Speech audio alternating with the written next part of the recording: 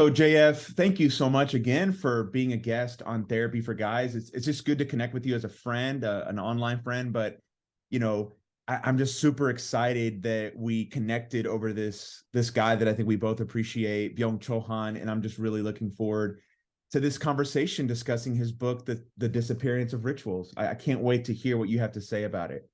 Yeah, well, I'm delighted to have this opportunity to talk about this book because it really struck me when I first read it, and I just think it's super relevant. So very happy to be here. It Thanks is for having me. yeah, absolutely. It's super relevant book. I kind of want to start by just asking, how did you first come across Byung-Chul Han? I always like hearing about where Yeah, people find out about him. I believe that Byung-Chul Han actually, strangely enough, or strangely in this day and age, I found a book of his at the bookstore. This used to be the way I found like a good Wait, what's a 50%. bookstore? No. Yeah.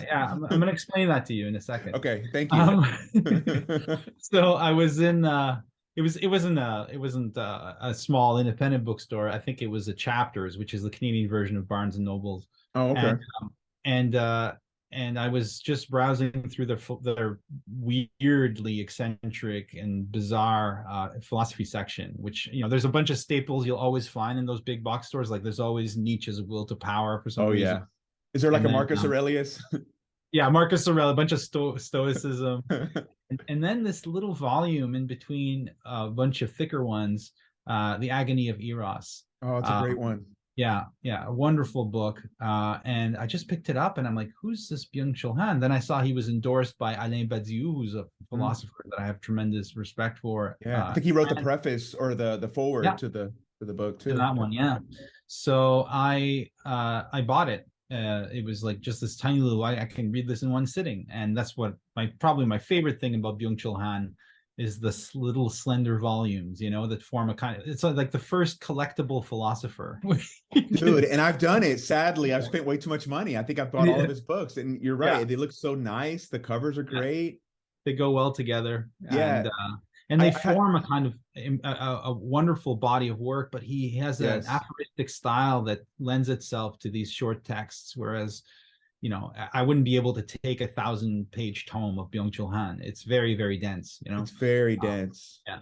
So As an aside, too, I have a philosopher friend who said recently she loves reading his work because she feels kind of accomplished because she can finish a book in a sitting.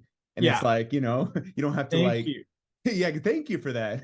It's funny because I've been working on a book since Reclaiming Art came out. So Oh, nice. like 6 years now. And I had it in my mind that it had to be this huge summa, this big, thick 19th century tome, Right. Some blame the kind of 19th Hegelian century. text. Yeah, some huge Hegelian volume. But in the end, now I've decided that no, that's not what I want to do. A friend of mine has compelled is trying to well, he's persuaded me to buy the book, but I haven't started reading it yet. Famous what is it? Gödel, Escher, Bach. It's a Mm. classic kind of book of like metaphysical speculation, mathematical wonder, and it's a huge book, and I have nothing but resentment for this book. Every time I look at it, I resent it. Like, really, do you really need that many pages? So I've resolved to, and partially because I've been so inspired by Han's work, inspired. I've resolved to write a series of short little texts, and I can crank those out pretty quickly. And so that's what I'm doing now. And there's something I think the 16th century philosophers wrote really slender books, because at that time, when your books are delivered on horseback, or like you want, it's the 19th century with the advent of trains and big ships and stuff that suddenly change the emphasis such that a real writer will write big thick books, Yeah. and I like that return to 16th century sensibilities, and that actually plays into what Han's talking about in this text we're discussing. But I love that. I think in our day and age, what we need are short, concise, and aphoristic, beautiful little texts that you can read in a short amount of time, but that can have a huge impact, on the rest of your day, kind of thing. So Yeah. so that's been largely Han's impact on me that made me see this. Yeah. Sure. I love that. So I don't know if you knew, but I've had the opportunity to even become friends with one of his English translators, Eric Butler, who Mm. actually translated, his big book, Burnout Society, but also Agony of Eros and a few others. And he's actually said the exact same thing you just said, that, and he's translated a lot of ancient philosophy and religious texts. That's a part of his career. But he says he ties Byung-Chul Han style even back to kind of 16th century medieval kinds of works. So it's Yeah. really interesting that you point that out. Wow. Yeah. No. There's definitely an affinity there. I just, I got into Leibniz couple of years ago, and I was struck by the shortness, the brevity of his work, like little texts that do so much, and it's just as hard. I mean, in fact, I think it may be harder to write one of these short little treatises than it is to write a big, huge tome where you can meander your way and find your way to something. But I just, it's such an elegance to it. And Yeah. yeah, so yeah, I'm glad to hear that his translator thinks the same, because Yeah, no, he thinks the exact same thing. yeah. Now, to play devil's advocate a little bit, do you think there's a shadow side or a potential negative to the short aphoristic style? Like, could Well, if you he? push that to the limit, you end up in the 43 character. Okay, yeah, And there we see how it all resolve. It all bottoms out in what Han would call the hell of the same. Where yes, he's saying something different, but it makes no difference at all. So like, right. no, yeah, absolutely. You need the time. There's a reason why those big books exist as well. Mm, It's I wouldn't want to put a categorical judgment on it, but yes, but the challenges are different. Like the dangers of short text or the perils are different from those of big texts, but they're always there. sure, sure. Yeah. So as we kind of narrow down and look at the disappearance of rituals, I kind of wanted to ask and see if you had a place you wanted to start. I mean, maybe it's in the preliminary remarks, if you remember what he says, that Yeah. he's not even trying to go back to rituals necessarily. Like he says, this present essay is not animated by a desire to return to ritual.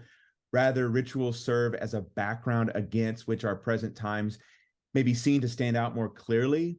And I don't know, like, could that be a Mm-hmm. place to start? Like, I wonder what you think he means by that statement. Yeah. Well, let's finish this little. It's almost like a little epigraph or a Okay. Yeah. Yeah. Would prologue. you mind Yeah. reading it?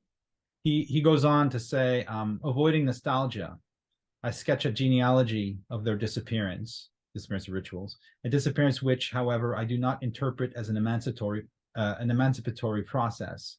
Along the way, the pathologies of the present day will become visible, most of all the erosion of community. Mm. At the same time, I offer reflections on different forms of life that might be able to free our society from its collective narcissism.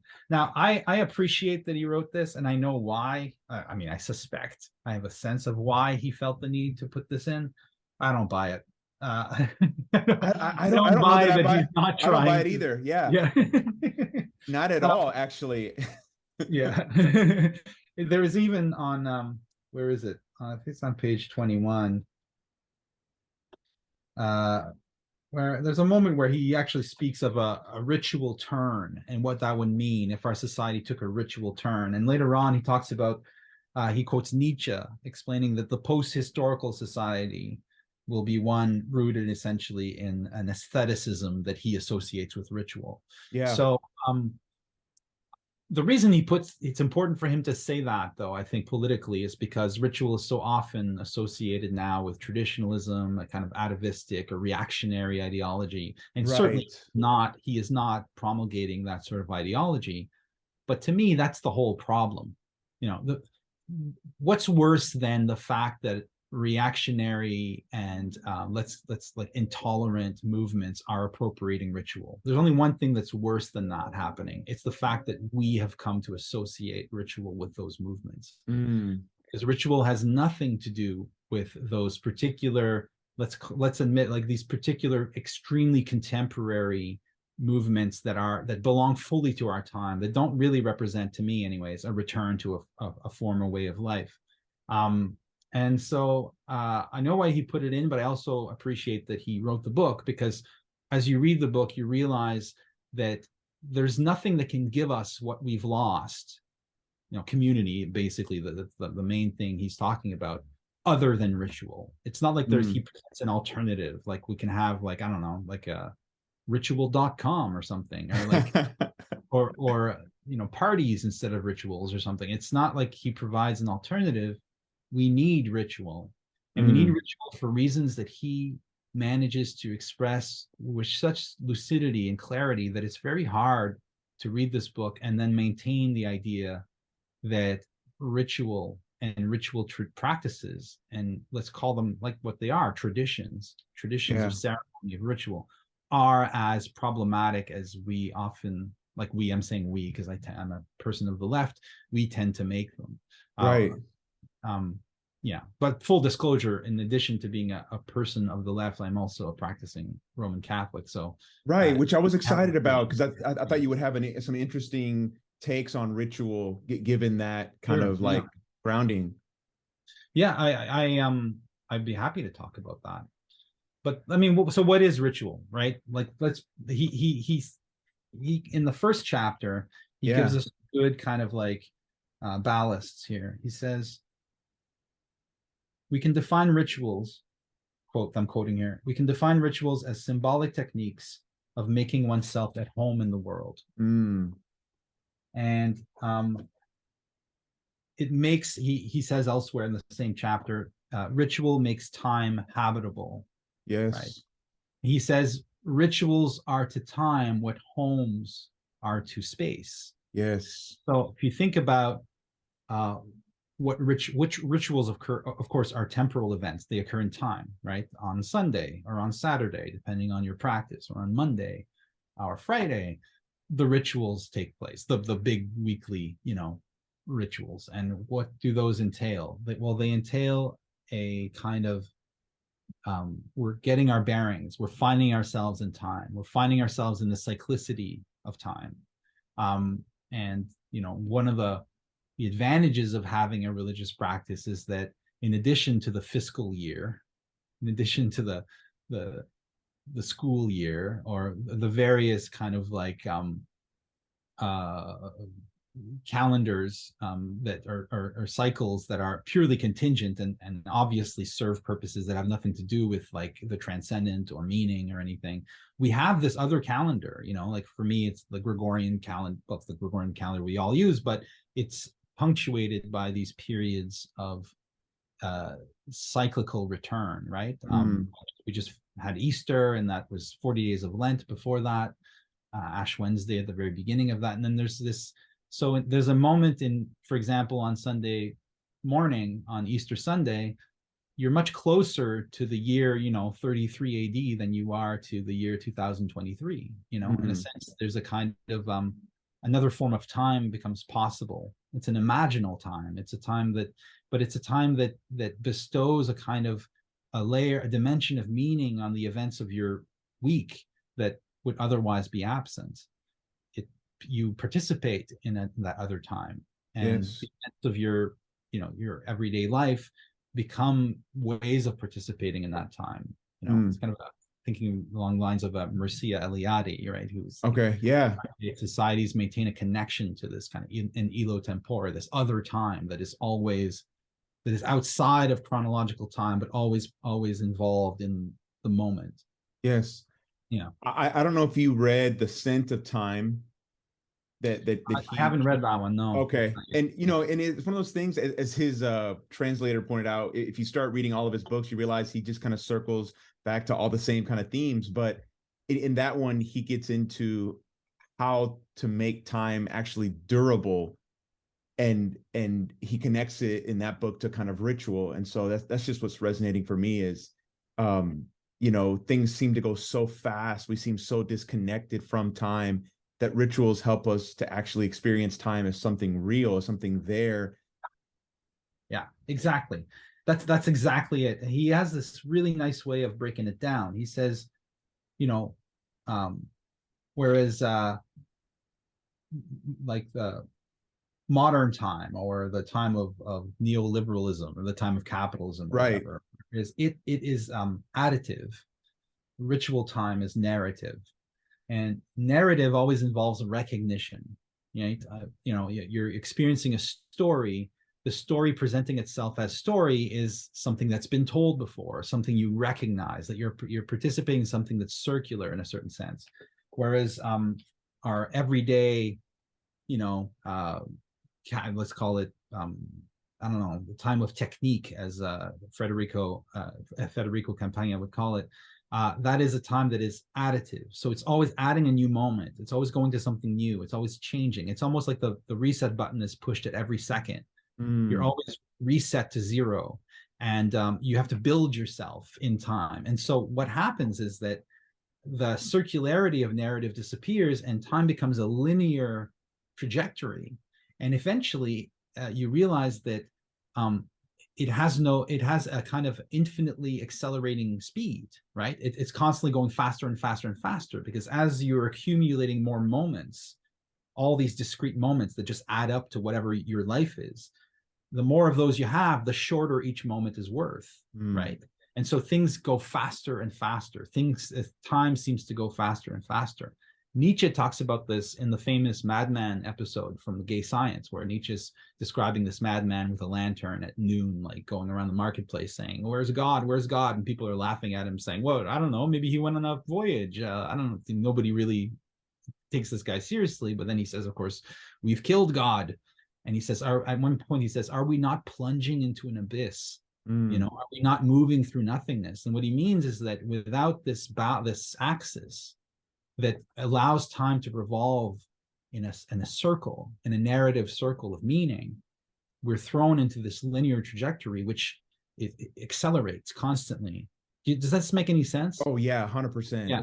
So it seems like time is going faster and faster, and each moment has less and less meaning, because it simply stands in its fungible new state as a kind of like totally expendable little bit in this now ginormous pile of moments behind us. And so there's an impression of acceleration and of a lessening of meaning. I really buy this argument of his. I think it's very compelling. Yeah. Oh, that's so good, JF. So how would you begin to think about the connection between ritual and narrative? Man, that's one like almost motif that runs through all of his books, is just how we've lost a sense of narrative in our world. And I'm not always sure exactly what he means, if he's thinking of a particular narrative or just narrative in general. I'm curious what you think he's getting at there. That's a great question, and I can answer it in my way, because I haven't read enough Han to really be able to, like, I'm not like an expert, but I have my way of understanding that, and I think it's probably pretty close to what he's getting at. So one of my big things that I try to do when I teach or write or podcasts is to develop the idea that we live in an aesthetic universe. Okay. And what I mean by this, it can get really complicated, and I'll just try to keep it simple. A better way of putting it is that we live in a storied cosmos. And think about how when people do philosophy, right? Not just professional philosophers, when like teenagers sit down and start to figure it out, and when we still had time to like think about this stuff. Sure. Right? What's really real? Are we just atoms combined into these weird combinations, and we think we're people, but we're really just clouds of particles? Are we just pure thoughts in the mind of some divine being? Are we just like ideas and consciousness? All right, so I'm describing here the two basic positions of modern philosophy: materialism, idealism. Yeah. But an aesthetic universe, or a storied cosmos, for me, is simply not possible to analyze in those terms. There's no smallism. There's no like way of saying that's the real ontological primitive, as they call it, the real basic unit, and then the world's made up of this. No, the world is made up of the same stuff the fictional world of a novel or a play is made out of, which is what? Like, if I'm reading a novel, I'm reading Clive Barker's Weave World, right? Okay. It's about there's a magic carpet in it. Okay, so what's this carpet made out of? well, I could say, well, it's a carpet, so it's been woven by someone, blah blah blah. But Clive Barker didn't, before he wrote Weave World, he didn't have to write another story about like seams, people weaving together the carpet. It just appeared, and then its causal, how it came into being in the world, is simply a function of story. Of, and so, what if this world is made out of not of atoms or ideas in mind at large, or some kind of like wave function or whatever, but what it's made out of, like coffee mugs and phones? And what if there's simply I really feel this strongly in Han, because he talks constantly, there's a whole bit in this book about how we've lost a sense of the beauty of form and surfaces. Yes. What if the world is first and foremost story and form? What if the real reality, the most fundamental reality that you're experiencing, is your relationship with your clients, your relationship with your spouse, your situation in life? Like, what if that is what the world is made out of? What if that's not abstractable into something that doesn't recognize the primacy of your story? Like, what if the world is made out of story? And I think that regardless of what really is the case, I think Han is arguing that ritual gives us a sense that our lives matter in a kind of fundamental way, but not in the way that is promulgated under the current kind of technical regime, which is the ethos of authenticity. Maybe we can get to that. Yeah. It's not about authenticity. It's about the simple story nature of the moment, the narrative meaning of this, what is happening now, the encounter of the present, and it's bringing us back to the kind of drama of living in this universe. That's somehow basic or fundamental. That is the basic fun. I mean, if you're like, as a Roman Catholic, that's obviously what I believe. What came first? It wasn't the particle, it was the word, the logos, the story. Right. The story came first. The logos literally means narrative or account. So the world exists primarily as drama, primarily as story, and then in that story, you might have reason to say, well, I'm going to be a particle physicist and I'm going to figure out, but you're only doing that because it matters in your story. You want to help other people. You want people to know about the world. There's always a story that precedes and then therefore relativizes any claim as to what the fundamental reality is. If I say the fundamental reality is like emptiness, well, if you're a Buddhist, then there's a whole kind of narrative reason for saying that. It's about liberation. It's about redemption. It's about transcendence. It's about becoming a good. It's about becoming a bodhisattva. The story always wraps and precedes any of these statements. I couldn't agree more. I mean, don't you see it even in something like evolutionary psychology or other types of science, right? It's so story driven, but that part is not acknowledged sometimes. It's not. I mean, it's one of the funniest episodes in the history of science, right?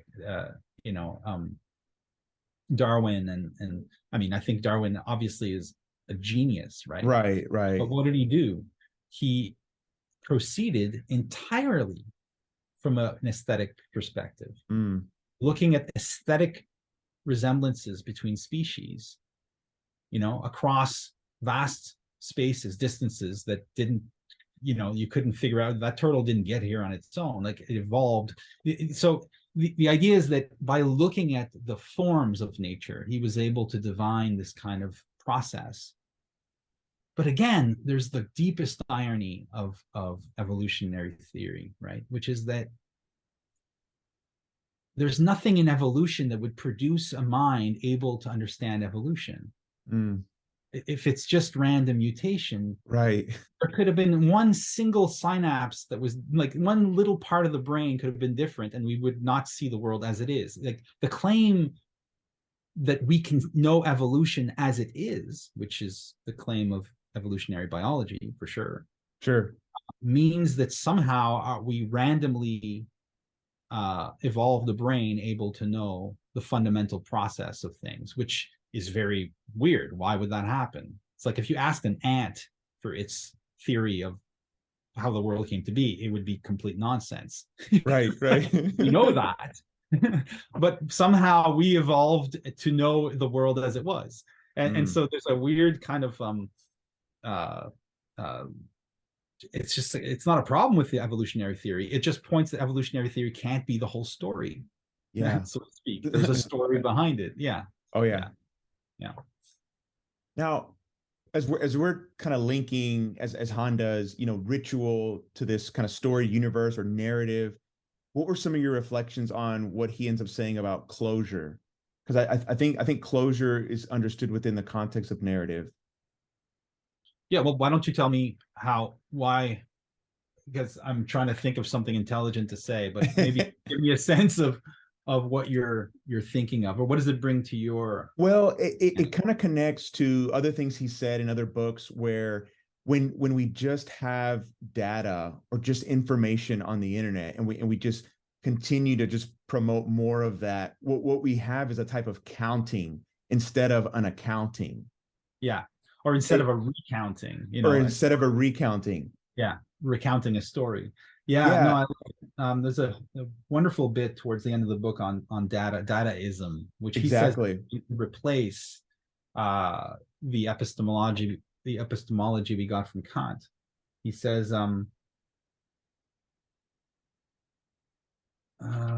that the part I'm thinking? I can't find I don't want to read the wrong part and then we send us down this other. The point No, is that's that fine. I think that's precisely it, is that closure gives an event some form of meaning, right? Right. If the event can close, if the event can be seen for what it is, it stands, it has an opacity, it's not completely transparent. He's really a philosopher who calls calls attention to the importance of opacity, I think, of Absolutely. things being solidly before us in their, as he says, in their self-sameness. The table before me exists in itself. It has closure.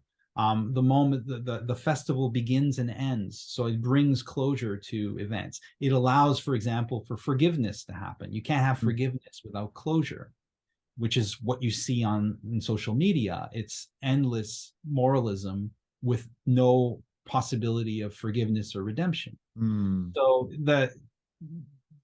we need to have, you can't have closure without cyclicity, without going back, right? Right. So if you're stuck in this additive process of constant acceleration, then you're always just, the mistake you made 10 years ago. Let's say you do something really nice and kind today, but then I found out you did something, not so nice, X number of years ago. That in a world with closure, in a world with that is fundamentally narrative, that moment from your past is no longer equal. It's not on the level of the moment of the now, but in this day and age, the past constantly can be brought up and it has equal value because it's just one more bit of data in the long stream of data of your life. It has no place in a narrative. There's no context for it. Whatever its context is, whatever context I choose for it, So there's no returning. There's no starting over. There's no, I'm not sure if I'm really hitting what you wanted to explore with closure. No, but no, I think you really are. Yeah. Another thing I wanted to kind of try to bring up in terms of Han and closure and narrative, but even in your kind of Catholicism, is how is all that connected to like death? Because I think that's an important feature in his philosophy.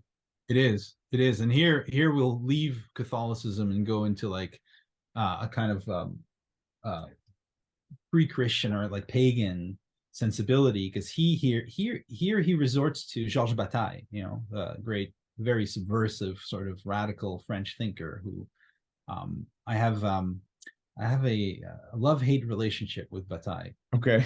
But he brings him in when he talks about serious play. Remember that chapter? Yes. Talks about serious play as opposed to weak play. And serious play, he gives us as an example an Indian practice. I think it's related by Fraser in The Golden Bough. So I don't know how accurate this description is, but I think it's Bataille used it. And what it is an extremely deadly sport, essentially, where there's like basically a battle. Many people die, but it's considered a sport. And he says that's serious play. That's a type of play that we can no longer understand. A play that is rooted in a vision of life in which death is not simply this kind of incomprehensible, unacceptable anomaly that we have to pretend doesn't exist, but death is at the very center of life. And so to die, like he talks about the difference between a warrior and a soldier. Yeah. Because the soldier is simply a slave. The soldier is afraid of battle. The soldier is doing this for pay. It's a form of production. Whereas the warrior wants to die in battle, right? The ancient Viking warriors, it was shameful not to die in battle. So the point being that death in a ritual context, let's say, death can become an integral element of life, as opposed to simply the antithesis or negation of life, which it becomes under the aegis of capitalism. And I've actually experienced this, well, not me directly, but when my stepfather passed away, my mom and he were not married. So she had a bunch of trouble trying to figure out like his estate and the banks. Sure.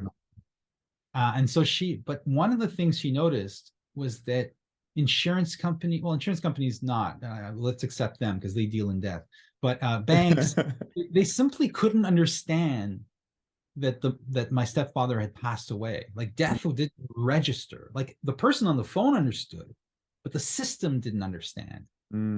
There was no way to close the files if certain things weren't paid off. She had she had to do, jump through all these hoops to try to just explain to this system we live under that this person no longer existed. As Han points out in the book, capitalism does not understand death. It understands only debt. And death is infinite. Right. And it's always a blow, right, for the bank when somebody dies without paying their debts, and all of a sudden the debts disappear. It doesn't go into the logic of what the endless kind of accumulation of capital presupposes, which is kind of infinite growth, infinite additive growth.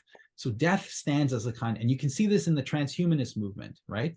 These are people who really buy into the kind of ethos and episteme of our post-industrial age. And what they see is when they look at death, they don't see a mystery that each of us must deal with and accept and embrace. They see a problem to be solved. Oh, why do the cells deteriorate? Surely there's a way of fixing this. Surely death is something that we can remedy. Never really stopping to wonder whether that be a desirable thing, to have not only infinite growth economically now, but infinite growth of population as nobody dies anymore, and what that would create on the planet. It's just simply death does not compute. It doesn't compute, and this Han attributes to the loss of ritual. Does that make sense? Oh yeah, man, that's so good. Thank you for riffing on that. That was gold. And again, any direction you want to take it, please, go there. But I know one thing that I definitely wanted to explore, just to get your sense of, I think it's in the very beginning, and I've brought this up several times. I'm not sure I fully understand, but he says, ritual enables community without communication. Right. And what we have today, let's say like in the modern world, is communication without community. Yeah. And so I'm curious if you could kind of riff on that and just kind of give me your thoughts. Well, the way I understand that is that, and here I'm gonna lean on my spiritual hero, Gilles Deleuze, who is a French philosopher that he's my guy. Like I keep going back to that well. He has a wonderful talk that he gave towards the end of his career called "What is the Creative Act?" I think that's the English title. And he gave this talk to a group of cinematographers, like filmmakers in France. And it's a weird, like he's in full kind of desert prophet mode at this point. He's just talking. He doesn't even care if people understand him. In fact, that's the whole point. At one point, he says, art has nothing to do with communication. There's no communication in art. And for Deleuze, there's a very important distinction to be made between communication and expression. Expression is one expanding being out of oneself and into the world, right?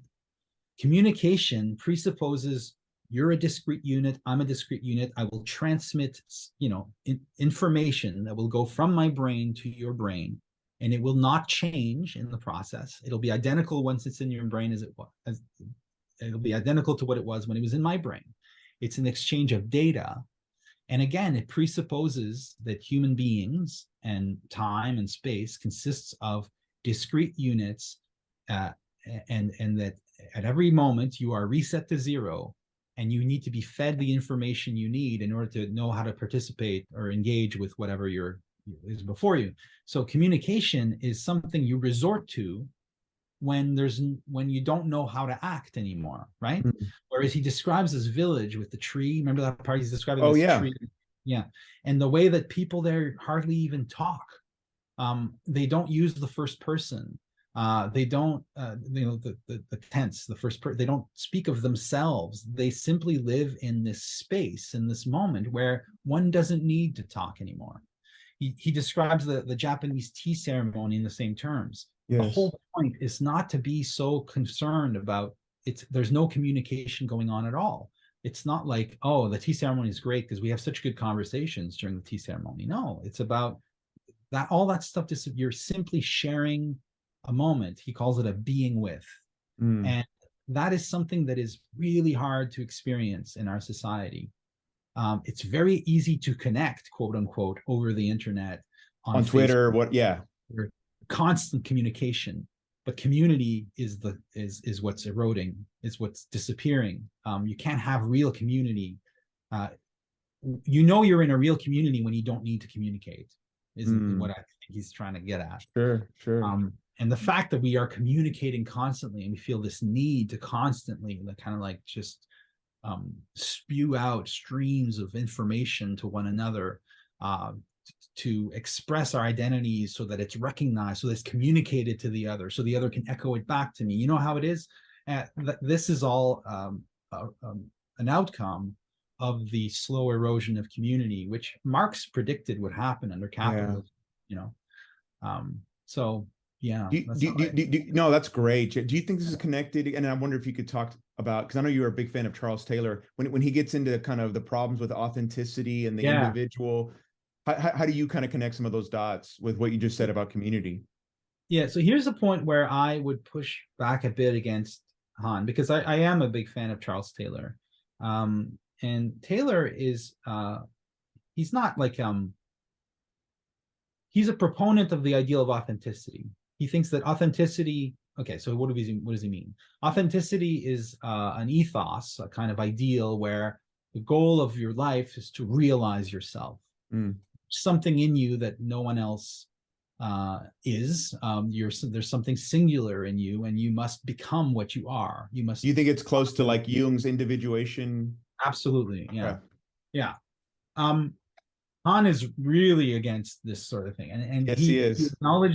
He acknowledges Taylor's kind of nuanced way of looking at it, because Taylor's like, well, there are all these kind of vapid and superficial forms of authenticity and co-opted forms of authenticity. Like you're like, buy this soap and you'll be this type of person, that type of authenticity, which are, the market constantly tries to exploit.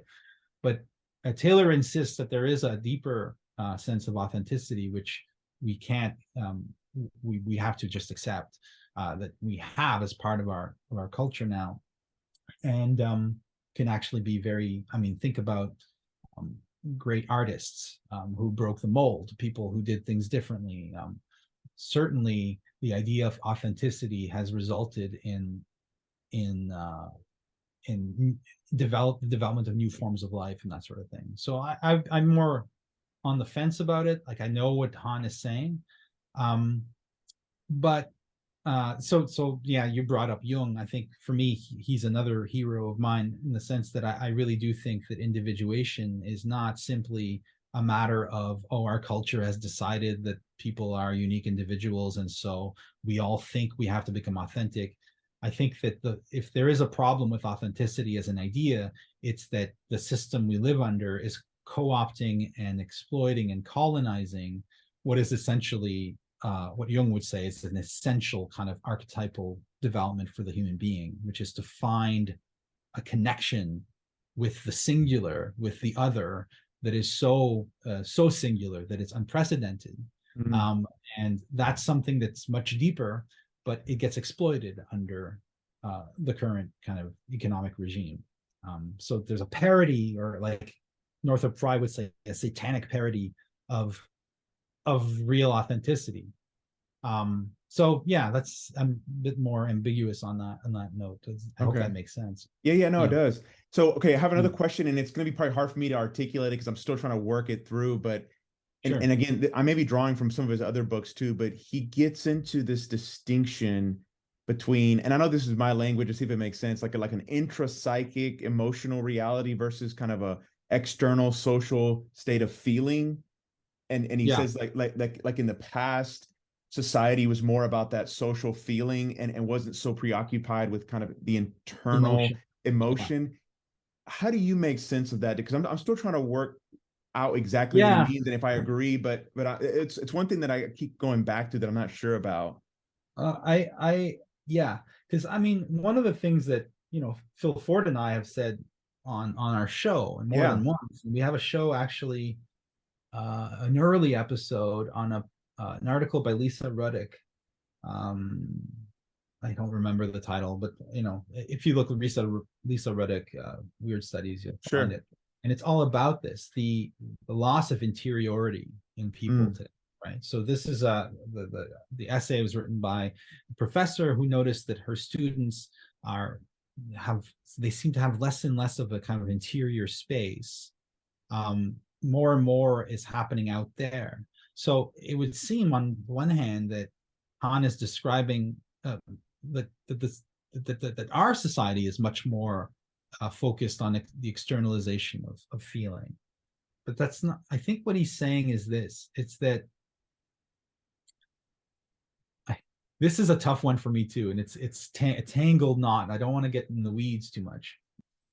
I think because on the other hand, okay, let me go back to where I'm coming from, because so there was that show we did on Weird Studies. We've often said that kids have no interiority. I constantly tell my daughters that the importance of reading and of meditating and taking walks is to cultivate a space within yourself. Like I really believe in Hillman's idea, for example, or at least this is my sense of Hillman's thinking, that the soul is a space in which things happen. It's not, 100%. yeah, it's a place, and that place is internal. Now, but it's not internal to the psyche. This is why I agree with Han. The soul isn't internal to the psyche in the sense that you might intimate reading Freud or any modern psychology that underwrites the idea of a strict division of psyche and matter. Okay. Psyche, I think, is much more distributed in the world, and also our souls are not simply forged in solitude, but they are negotiated with our environments. And the great advantage of ritual societies, for example, he talks about politeness as a type of ritual that used to be Right. super important. There was Yes. a way to behave in a certain place, and he even talks about like the courts of the 18th century as the kind of the pinnacle of this, where like a woman's mole was placed at precisely the place it needed to be, and not in order to express her personal emotions, but in order to express the general feeling. Someone just died, so it's a mourning mole. It'll go there, because Yeah. we're all grieving, and then we'll have a joyous mole later on, Yeah. or this poof, this hair for that occasion. And the idea is to create a kind of aesthetic sense of the general feeling in Mm. which you have a duty to feel as a member of this community. It doesn't matter if you're not really grieving for the death of like the old dude down the street. The thing is that he deserves mourning, and so we will mourn. We will do it out of duty, out of politeness, ritualistically, and then whatever feelings we personally have don't matter. That's not a negation of the psyche. That's the psyche out there in the world. That's the distribution of psychic forces out there. And so it's almost like soul, and the real kind of the authenticity would be about connecting with yourself such that you can respond to all the psychic forces that are flowing out there, and not simply be, narcissistic, I think, as he points out. Yeah, not to fall into narcissism, which is to him an excessive interiority, but the wrong kind of interiority. This is a mental, I guess, an egoic interiority that is constantly just an inner dialogue, an interior dialogue with yourself, precisely dealing with how you're coming off to others, right? Or how you, I mean, you're much more qualified to discuss. Well, and in the agony of Eros, and I think in so many of his books, I think he would say it's a lack of exposure or confrontation with the other or otherness. Yeah, exactly. You think about the last 3-4 years now, and how we were all given an opportunity to completely abstract the others in our lives. By everything was mediated except for the people we lived with for a while. I'm talking about COVID, the pandemic, lockdowns. And it's not surprising that you would observe, I'm assuming one would observe, a kind of rise in certain forms of narcissism as a result of this opportunity we all had to basically reduce the other to some kind of permutation of ourselves, right? The other becomes simply a function of what I am, as opposed to something I have to just deal with. And I think that what he's saying is that, like, for example, polite society of in a former age, you couldn't ignore the otherness of the moment. In fact, the fact that you are not personally grieving for the person who died, but you're seeing your neighbors grieve for real, actually increases the sense of otherness, increases the sense of the reality of what's outside you, and ends up preventing certain forms of narcissism, I think. Yeah. There's no narcissism in 18th century France, but whatever. Sure. Yeah. Okay, so Jay, I know I'm sensitive to the time, but I think I know kind of where I want us to end. It's sort of like a speculative kind of thing, but I don't think he directly mentions this in this book, but he does in a book called Capitalism and the Death Drive, and I forget, and maybe Scent of Time. He actually has kind of this nostalgic moment for the 1980s. And he talks about this one time, I think it's like in 1986. I might be getting the date wrong, but it's in Germany where where he teaches, and they were going to do this big census, and people got so upset about it that they took to the streets, and they rioted, and they did all the protests because they couldn't stand the government knowing this private information. And then he contrasts that with today, where we just give up everything, right? Like we give up our information online, and we agree to have people monitor us at all times with the internet. And so I'm wondering, do you have any thoughts on what a return to the 1980s would look like, just speculatively? Because you've written about the difference between the digital and analog, and your interest in Stranger Things. Yeah, I'm like a shameless nostalgic. I don't mind that. I don't see it as a big problem. I love to just go back in time in my mind and relive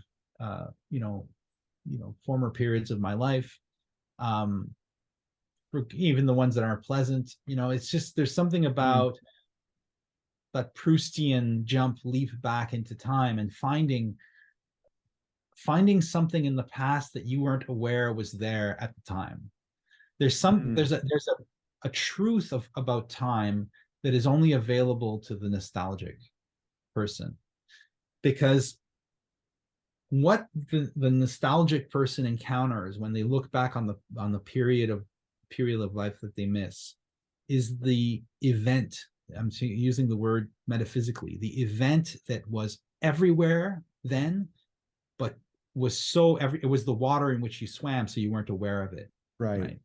So it's the, like, the scent of time is a great, I'm not sure if that's the way Han used it, but it's a great way of describing the scent of a time in your life. And I really love the scent of the 1980s. Okay. For a bunch of reasons. Well, I was a kid. I was a kid in Canada, which had its very particular, for me, a very particular feel, kind of mood at that time. In an episode that Phil and I recorded with Duncan Barford, the occultist, British occultist, we talked about it as, I think I described it as points of light.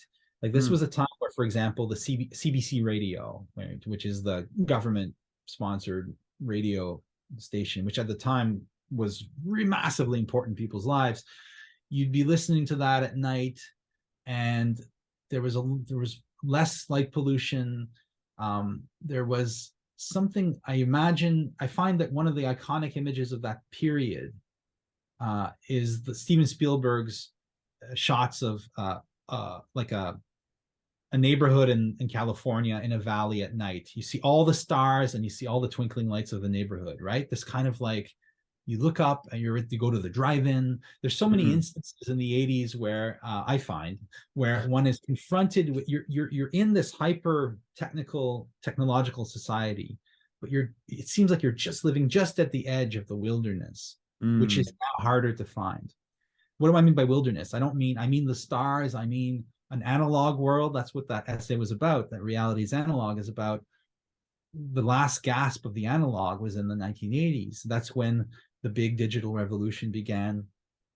And so to me, there's a spaciousness in that time, a kind of openness that I really, really miss. And this is, I'm saying this with full consciousness that I'm talking about my own experience, but I don't think it's just that. I sense it when I watch Stranger Things, which was meant, the first season specifically, which was made by two guys who were born in 1984. So but they know what was going on.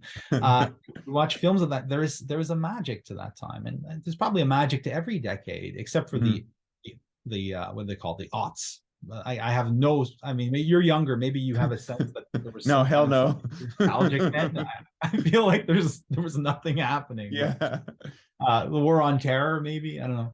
But like and I like your example that, you know, Hans, this idea that a census would be enough to drive people out on the street. And these weren't just if I'm assuming here, these were not just like extreme right wingers here. No.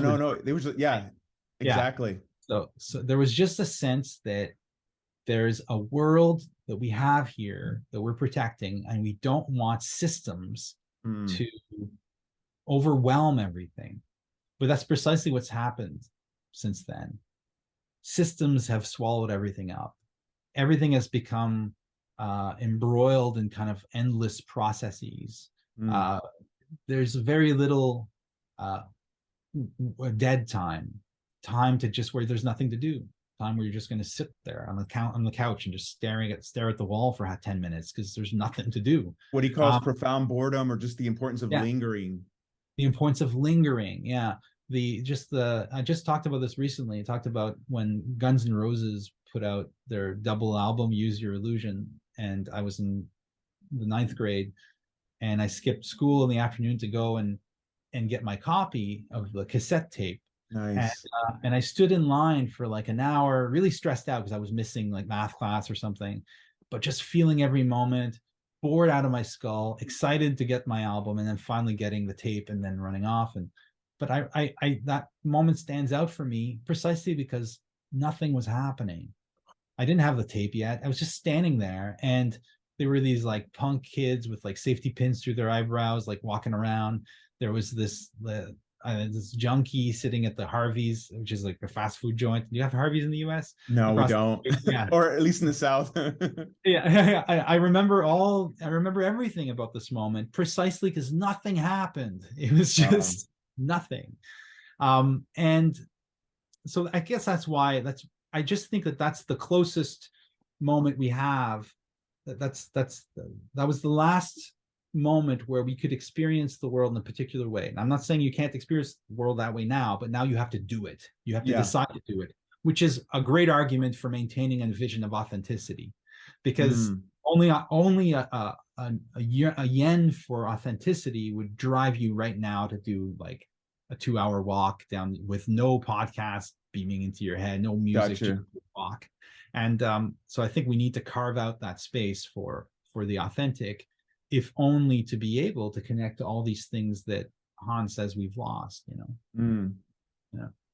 Maybe as a final, do you think it's possible to think about ritual as one way to maybe cultivate the authentic? I know Han doesn't go there necessarily, but would you see a connection there? Is that how we do that in the modern world? Personally, I think so, and I think Okay. that I do too. He would probably use a different word Yes. for what you get out of it. But insofar as a person benefits from any of this, you know, that's to me is authenticity, in the sense that Yeah. it's real. It's being confronted with the absolute the self-sameness of the other, to me, is authenticity. Authenticity is like Job confronting God in the desert and learning that he's a little worm. That's authenticity. That's reality. That's Job realizing what he actually is. Yeah. Authenticity doesn't need to be simply like your ego attaining its self-image. Right. Authenticity might mean your ego getting destroyed and rubbed into the, you know, just like ground into dirt. It's simply living in the real, capital R real, living with reality. And it seems like it's so easy today to escape from reality in all kinds of weird ways. And for me personally, certainly religious practice, because I wasn't a Catholic. I mean, I was born Catholic, but I went back to it in my 30s, was a way, I think, looking back, was a way to reconnect with those energies, with those aspects of reality, and therefore I think to move a little bit towards something that feels more authentic. But okay, man, that's great. All right, well, would you mind just ending, JF, by just saying the line of the podcast, which is continue the conversation? Continue the conversation. Thank you very much. Thank you.